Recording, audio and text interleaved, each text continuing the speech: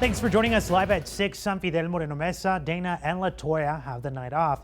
A fatal e-scooter crash Thursday night marked the 5th fatal collision of 2025. The crash killing a 10-year-old. So what are our lawmakers doing about this? Our Will Silverstein asked all the Clark County lawmakers in the Nevada State Legislature this question. Are you actively working to better regulate children's use of e-bikes and e-scooters? He joins us now in downtown Las Vegas. Will, how many lawmakers got back to you before your deadline today? Fidel, just a grand total of one lawmaker getting back to us before that deadline. That was Cinthia Zermeño Moore. Now, she got back to us. Her district is just blocks from the crash site, but not in the crash site district. That belongs to Assemblymember Ruben da Silva. Ruben da Silva did not get back to us ahead of this story. And a lot of kids play in this neighborhood, and I just never expected that to happen. James Carrion lives in the mobile home community where tragedy struck Thursday afternoon. A 9 and a 10-year-old were riding an e-scooter before they were hit by a pickup truck. The 9-year-old suffering injuries while the 10-year-old died at the scene. The children, no stranger to Carrion's family. My little brother plays out here. Yeah, they will all play together. It's the 5th e-scooter death in Las Vegas Metropolitan Police Department's jurisdiction this year, and the latest crash involving underage kids. This is the latest death on an e-scooter following a September collision that claimed the life of 12-year-old Javon McGee. Carrion's in the Gen Z demographic that rides e-scooters the most, but he tells me he gets around the old-fashioned way on his skateboard. Does this make you want to have that even less?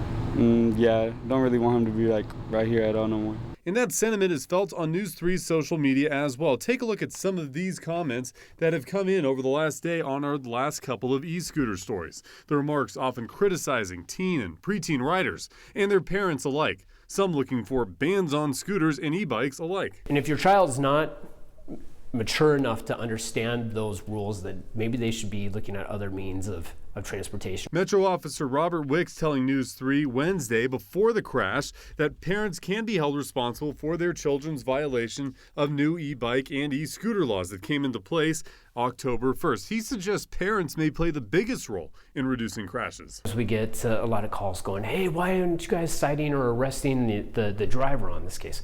Well, it's because unfortunately, I'd say at least in maybe 90% of all these incidents, the pedestrian or the person riding the bicycle or scooter is the person that's at fault because they did not know the rules of the roadway. So what about changing the rules of the roadway, or maybe even who can ride on the roadways? I spent my Friday morning and early afternoon reaching out to every member of the Nevada State Legislature's government email who represent Clark County. We gave them a deadline of 3 p.m. Just one email was returned out of the 30-plus state lawmakers we reached out to.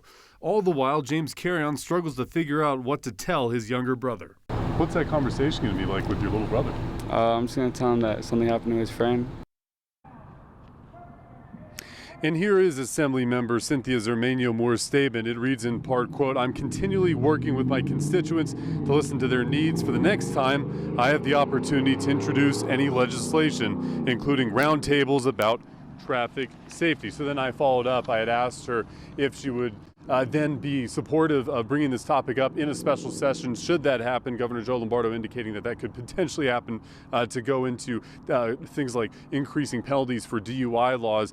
She said that if that opportunity were to come, she would have to bring forward those interests of her community and have those discussions then. So that's what we're hearing from our one person who responded back to the more than 30 emails I had sent out.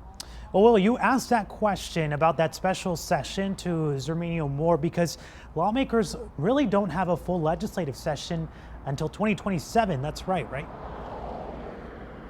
Yeah, there's several months in between, more than a year in between the next time they'll fully sit down. And you think about the record set here, Fidel, of how many kids have just been hit in CCSD this past year, of students this past school year. It's already setting a record. We're not even to Christmas and the holiday season yet. This is a pressing issue, and it'll be fascinating to see and urgent for so many people to see whether or not this is something that gets taken up by state lawmakers, people demanding action, and families demanding answers for their loved ones.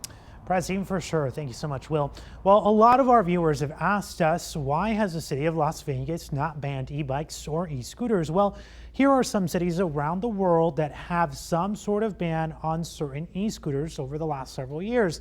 They include U.S. cities like Columbia, South Carolina, Winston-Salem, North Carolina, and West Hollywood, California.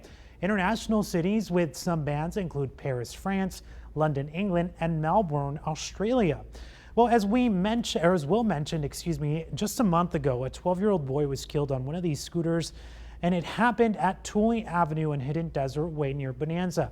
Police say a van hit Jojo McGee, who was a student at Mater Academy East. Following the crash, the community rallied to raise support for Jojo's family.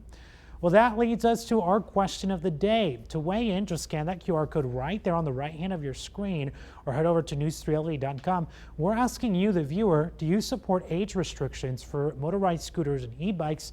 So far, it looks like a majority of you are saying yes, with 93%.